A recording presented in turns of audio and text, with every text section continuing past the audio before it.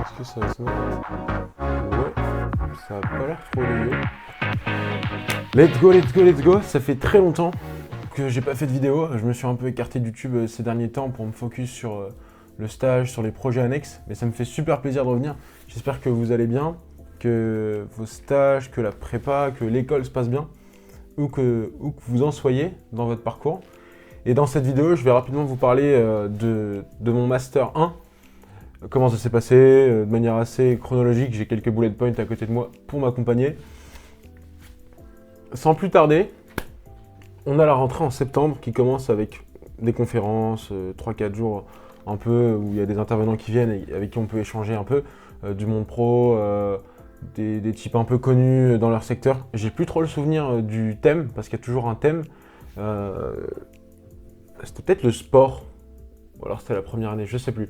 Enfin bref, il y avait des intervenants, c'était assez sympathique, parce qu'on pouvait échanger avec eux sur nos attentes sur le marché, leurs attentes, comment postuler, ceci, cela.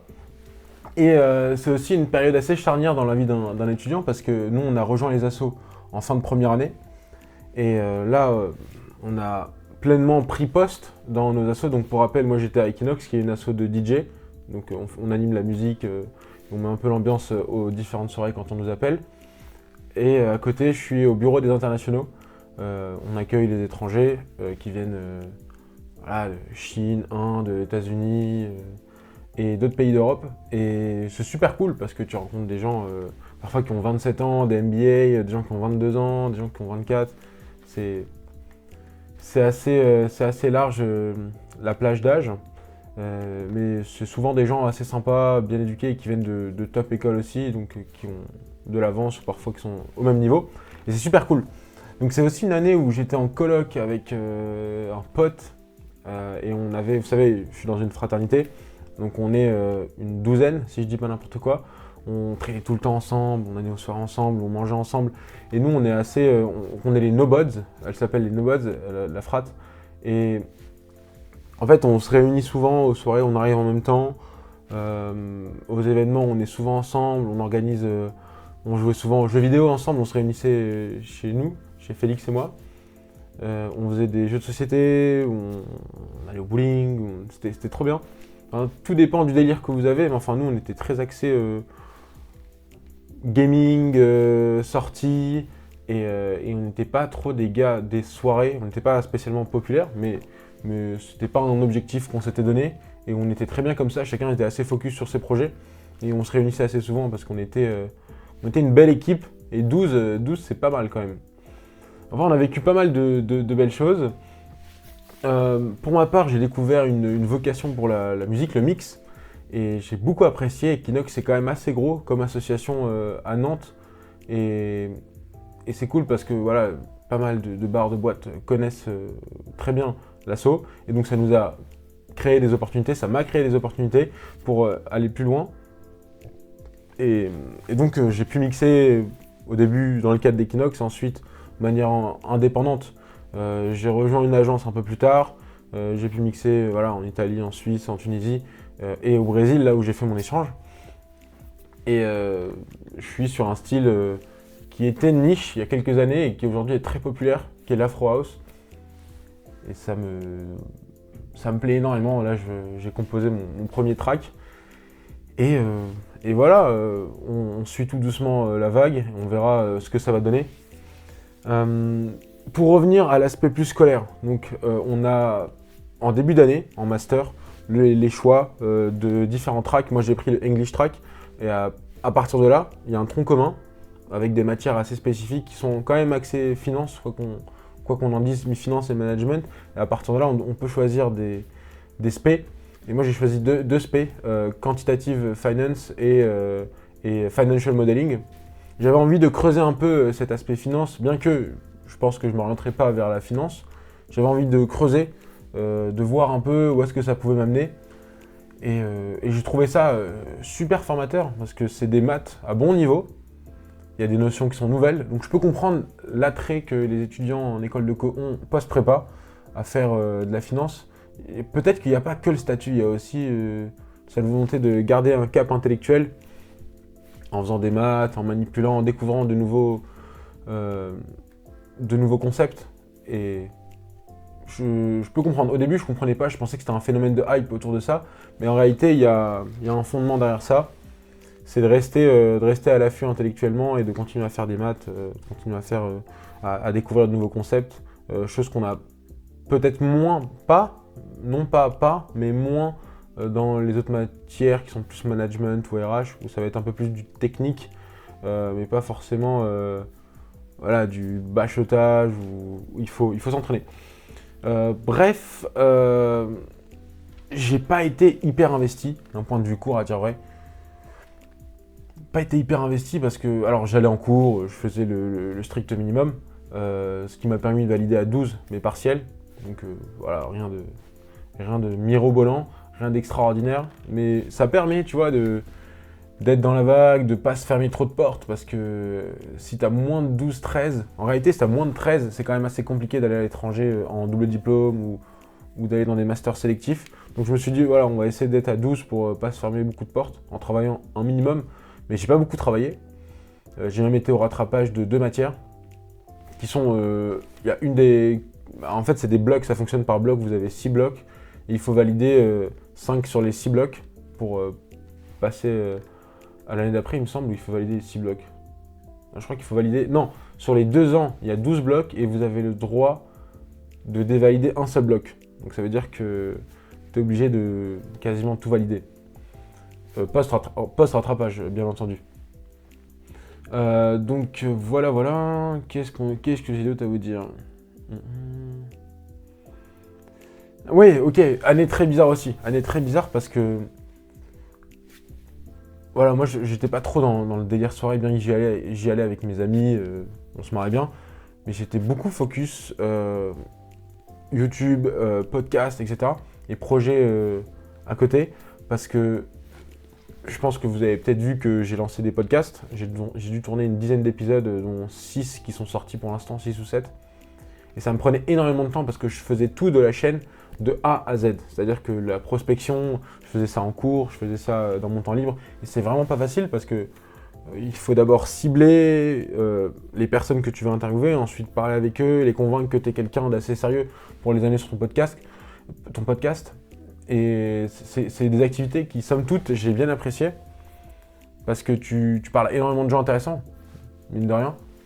Les mecs, c'est tous des partenaires, j'essaie de parler quand même à des jobs assez sélectifs et opaques pour mettre en lumière ce que les gars faisaient. Et voilà, ça m'a pris beaucoup de temps de prospecter, de les amener, de démarcher aussi Audencia pour avoir des locaux. Et je les remercie d'ailleurs pour les locaux qu'ils m'ont fournis, parce que moi j'ai acheté de mon côté tout ce qui est matériel pour faire quelque chose de très pro.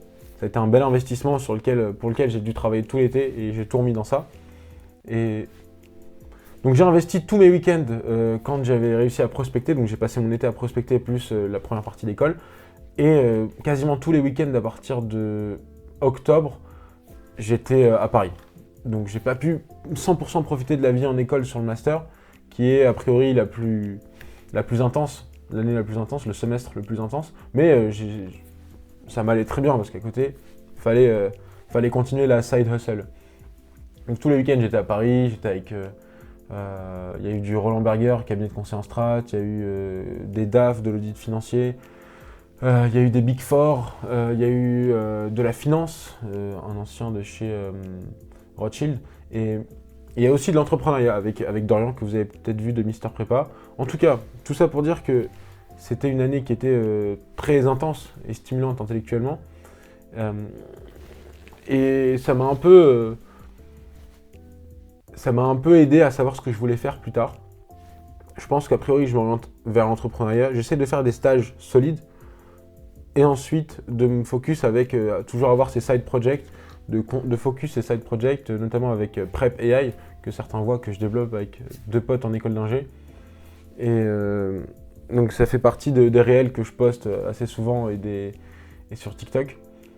Et c'est pleinement partie de mon projet pro. En tout cas, j'essaye de bricoler et j'essaie de bricoler bien et sérieusement pour offrir quelque chose d'optimal, de qualitatif pour les gens. Ensuite, je vais au Brésil, donc tout ça terminé, j'ai validé, ça se passe bien. Et je vais au Brésil de janvier à mai.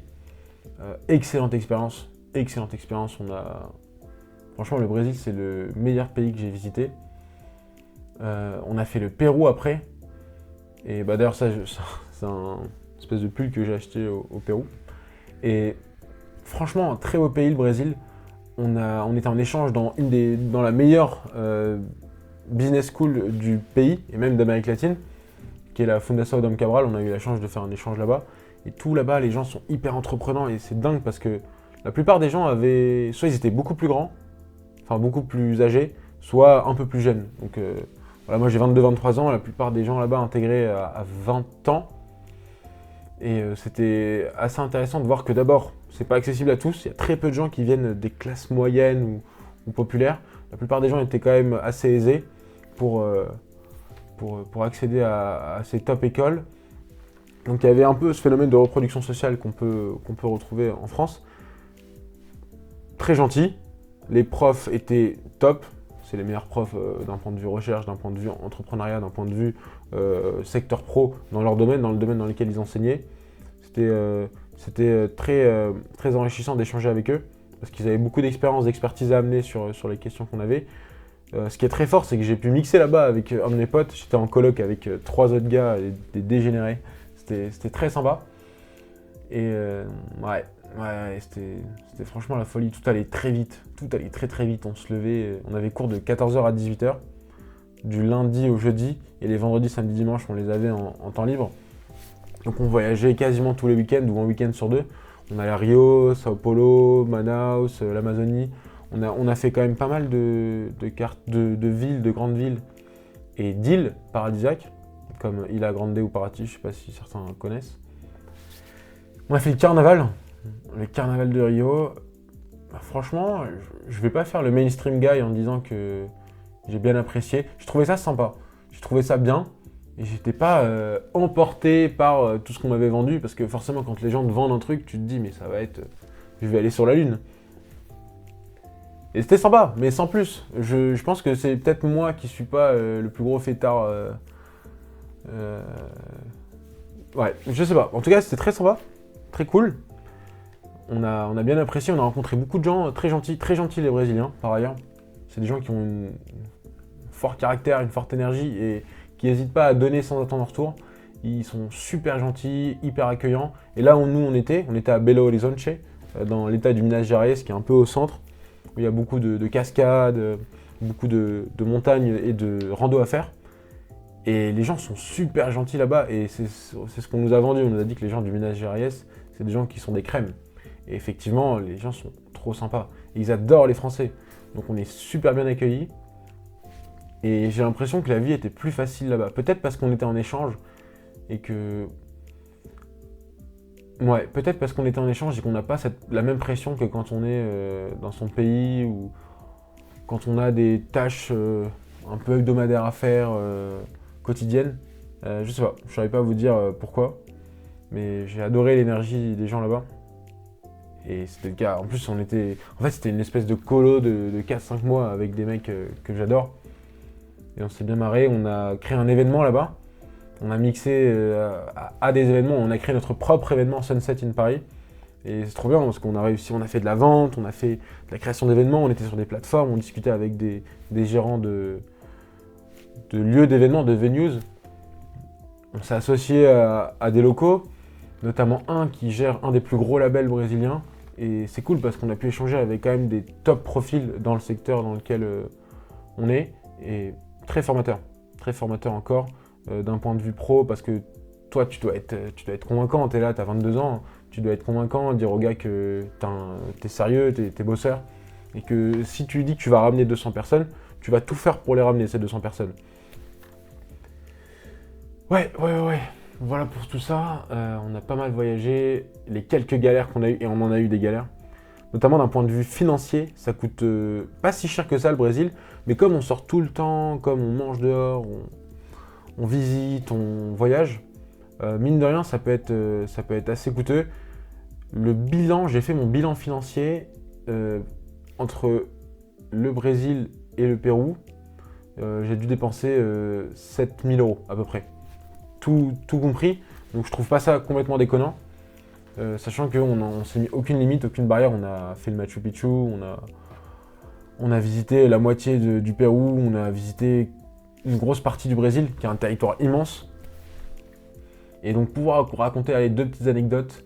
Première anecdote, on va à Rio de Janeiro pendant le carnaval. Déjà impossible de trouver un logement, on a mis un peu de temps. On s'est pris à l'arrache aussi, un peu tard, c'est de notre faute.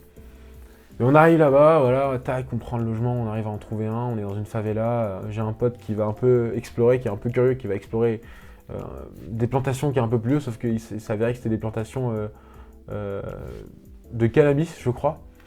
Et donc là, il revient, il y a un mec qui lui plante un gun sur la tempe et qui lui dit tu fais quoi? T'as pris quoi? Parce qu'il a pris des vidéos, forcément. Il savait pas que c'était du cannabis, il a juste pris des photos et des vidéos parce qu'il disait regardez les gars, c'est énorme. Et il lui a expliqué qu'il était français, que c'est le carnaval, que machin et tout. Donc il lui a filé un petit billet et tout s'est bien passé.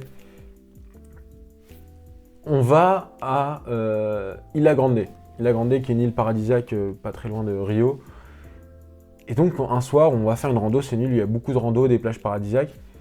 On va faire une rando de 3 heures, il me semble, pour arriver sur un côté d'île. Il est, je sais plus quelle heure il était, il devait être 16h ou 17h, on nous dit, les gars, la nuit tombe à 20h. Donc nous on se dit, ok banco, il est 16h, on a 3 heures, ça va bien se passer.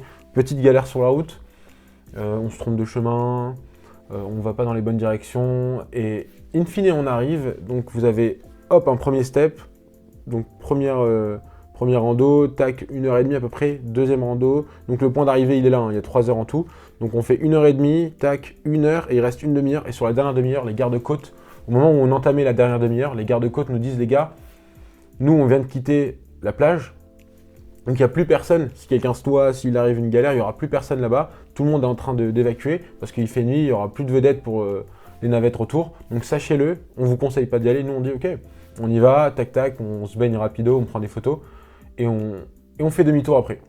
On y va, plage de Lopez Mendes, donc qui est une des plus belles plages, élue une des top 5 plus belles plages, il me semble, en 2015 ou 2017. La plage est exceptionnelle, la vue est folle. Le sable bien fin, donc nous on voit ça, on se dit on peut pas arriver à l'une des plus belles plages au monde et pas se baigner. Donc qu'est-ce qu'on fait? On va se baigner, on prend des photos, on se pose, on chill. Et à la fin, on se dit bah go coucher de soleil. On regarde le coucher de soleil et après on se dit oh les gars, comment on fait pour revenir? Donc on fait la demi-heure pour arriver à l'autre point de contrôle, on voit qu'il n'y a plus personne, il n'y a plus un bateau, il n'y a plus rien comme il nous l'avait dit. Il n'y a pas une personne, donc on se retape 1 heure de rando dans le noir, avec des moustiques, des lucioles, des araignées, des fourmis, bref. On se tape notre rando, il faisait nuit, il y avait des animaux, on ne savait pas trop, parce qu'heureusement qu'on avait un ami qui avait une lampe torche dans son téléphone qui était bien robuste, parce que classiquement les iPhones n'ont pas de batterie ou très peu de batterie dès que tu t'allumes l'éclairage. Donc on se retrouve, tac, à l'autre plage, on fait notre heure de rando en 2h30, je sais plus quelle heure, il devait être 23h. On arrive, on voit qu'il y a un hôtel par chance, quelques personnes, on monte, on lui demande de nous aider. On pouvait pas dormir dans l'hôtel parce que la nuit était tellement chère. C'était peut-être 150 € ou 200 € la nuit par personne. Et nous, on n'avait pas les moyens de se payer ça. Parce qu'on n'avait pas budgétisé ça. Et même les écarts de budget que tu pouvais prévoir, on n'avait pas prévu 200 € pour ça, quoi. Et donc, on demande au gars de nous aider. Très gentil, il nous aide. Il appelle quelqu'un sur la côte. Une vedette vient nous chercher. Il nous dit, bah, par contre, les gars, ça va être 50 € tête, un truc comme ça. Nous on dit ok, on est prêt à mettre 50 € tête pour faire un tour de vedette d'île by night et surtout rentrer dans notre hôtel. Donc on fait ça, il nous appelle, il nous récupère, on arrive à l'hôtel, tout se passe bien, nickel. Et on a une sacrée frousse parce que tout le monde était éteint physiquement parce que vous vous rendez bien compte, c'est un sacré dénivelé. Mais ça valait le coup en tout cas, on gardera ça dans nos mémoires, mais c'était énorme. Ensuite, deuxième péripétie, c'était au Pérou. Arrivé au Machu Picchu, on fait notre Machu Picchu, tout se passe bien, vous savez, faut commander les billets, faut faire la queue un jour en avance ou 2, je sais plus, pour réussir à choper une place, parce qu'il y a un nombre attitré de places par jour, et pour aller par exemple le jour 2, par exemple on est lundi, si vous voulez aller au Machu Picchu le mercredi, bah, il faut que vous ayez vos places le mardi au guichet pour y aller le mercredi. Donc on fait notre rando, tout se passe bien, et je pense qu'on a dû tous se faire piquer par des moustiques un peu bizarres, parce que au moment de rentrer, j'ai 3 vols à prendre pour arriver à Paris, donc je suis passé directement du Machu Picchu à Paris, donc j'ai pris 3 vols pour ça. Le vol de Cusco à Lima, je vois que j'ai la jambe qui enfle un peu, je peux pas trop marcher, mais ça va, je peux quand même poser le pied, j'ai pas trop mal. De Lima à Sao Paulo, je vois que pendant l'avion, il y a 5 heures d'avion à peu près, j'arrive, j'ai vraiment mal, j'ai vraiment mal au pied. Et donc je peux plus marcher, je peux plus poser le pied. Donc je demande à être traité. On est parti à des dates différentes avec mes potes, donc eux sont pas venus avec moi sur le retour. Ils sont partis, il y en a qui sont partis plus tôt, il y en a qui sont partis plus tard. Donc quelqu'un vient gentiment m'aider, une personne de la Sécu qui appelle l'hôpital le plus proche, il y a un hôpital à l'aéroport de Sao Paulo. Il vient me récup, il me traite, mais il y a un petit débat parce que ça veut dire que je dois sortir du territoire brésilien, enfin je dois rentrer sur le territoire brésilien, parce que vous savez que c'est des zones de transit, l'aéroport, à l'intérieur de l'aéroport quand vous venez d'un autre pays. Donc bref, on débat un peu, finalement je vais me faire traiter, je suis endormi, ils me mettent des piqûres bizarres, ça va mieux, je me réveille, j'ai plus mal, par contre j'ai le pied comme ça. Non, j'abuse, mais il a doublé de volume, vraiment. Et ma cheville est vraiment enflée. Je prends le vol, je rentre à Paris et ici je me fais guérir, tout se passe bien. Mais c'était une sacrée histoire parce que ma cheville a vraiment pris en volume et c'était assez alarmant quand j'ai montré ça à mes parents et aux médecins. Et c'était même pas lié au vaccin parce que j'avais fait tous les vaccins qu'il fallait. C'est pour ça que je n'ai pas trop compris. Mais voilà, j'espère que tout se passe bien de votre côté. C'est tout pour ce bilan. Que dire de plus? Ça a été long la recherche de stage après le Brésil.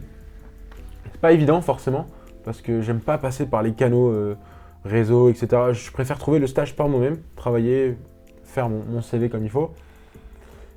Et puis finalement j'ai réussi à trouver mon stage, ça se passe bien, je vous en parlerai dans une prochaine vidéo. En attendant, j'ai développé aussi début juin, mi-juillet ce projet qui est Prépaï. L'idée c'est d'aider les étudiants à réviser avec l'IA.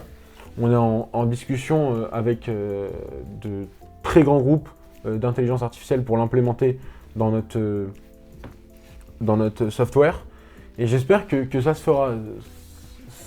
C'est super stimulant d'un point de vue perso parce que voilà, tu dois être convaincant, tu dois parler toujours de la même manière avec des personnes qui ont des postes beaucoup plus ingés, qui sont assez techniques et à qui tu dois expliquer. Donc j'essaie de me former sur l'IA, bien que j'ai un spécialiste dans mon équipe. Et il faut être en mesure d'être un peu sur tous les tableaux et de comprendre tout le monde. Et c'est en ça que faire des formations Google IA, Microsoft, etc., ça aide quand même pas mal. Et c'est pas du bullshit. Vous avez plein de formations gratuites de 30 heures, 24 heures, qui sont de bonnes introductions à l'IA et qui vous permettent de maîtriser les bases.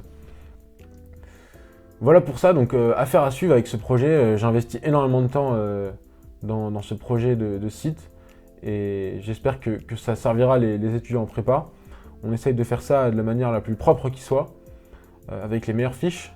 Et voilà, je ne sais pas trop quoi vous dire de plus. Je suis en recherche de mon deuxième stage là, pour le semestre 6, c'est bien cela.